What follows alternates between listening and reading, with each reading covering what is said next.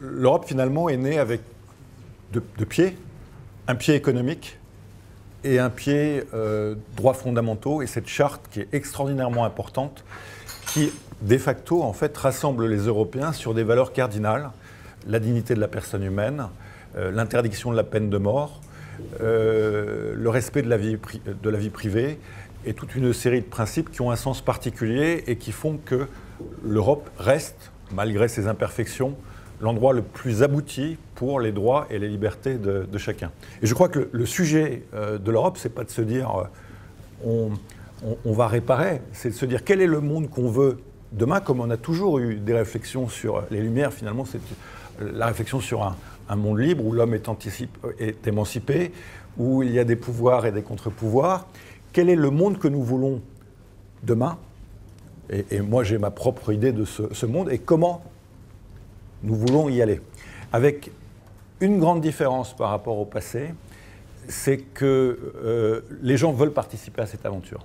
Et donc j'en viens, moi qui suis un défenseur de l'appartenance du Royaume à l'Union, j'en viens à souhaiter qu'ils sortent de l'Union, qu'ils sortent de cette affaire de Brexit qui leur empêche de poser toute question sur leur identité, leur projet, pour savoir qui ils sont. Et sachant qui ils sont, s'ils reviennent, ils le fassent en connaissance de cause et en étant conscients d'eux-mêmes. Mais tant que ce travail interne n'est pas fait, finalement ça nous mine, ça nous empêche d'avancer. Ils nous ont divisés tout nous apportant des choses. Hein. Je veux dire, la forme de libéralisme qu'ils nous ont apporté était sans doute nécessaire à l'économie européenne, la capacité de défense, la projection mondiale, enfin il y a beaucoup d'actifs. Mais tant qu'eux-mêmes ne sont pas clairs avec eux-mêmes, nous ne pourrons pas nous-mêmes avancer avec eux correctement. Cette réalité ne doit pas nous empêcher deux choses. D'abord, de développer une compréhension commune du défi. Et jusqu'à présent, il n'y a eu aucun Conseil européen qui a été dédié, et aucun pays n'a souhaité d'ailleurs mener cette réflexion, qui a été dédié à comprendre les défis à 5 ans, 10 ans des migrations.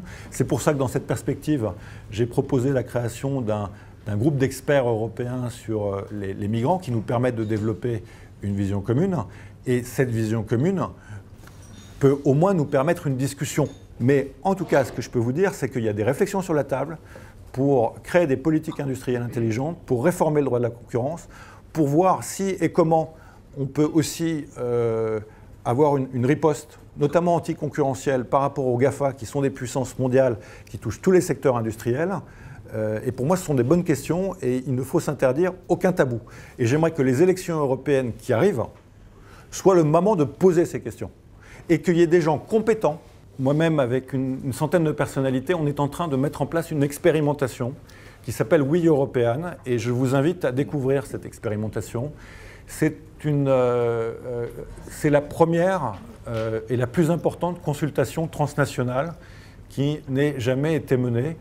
Et c'est un test simple où on engage via les réseaux sociaux, et on voit d'ailleurs notre dépendance aux GAFA, parce qu'il n'y a pas de meilleure manière d'engager les gens aujourd'hui, à tort ou à raison, que les réseaux sociaux. 250 millions de citoyens européens sont sur Twitter ou sur Facebook. Enfin, c'est quasiment plus que les citoyens américains en proportion. Et ils sont très actifs. Hein. Donc on engage une centaine de millions de citoyens sur une question qui est comment réinventer l'Europe.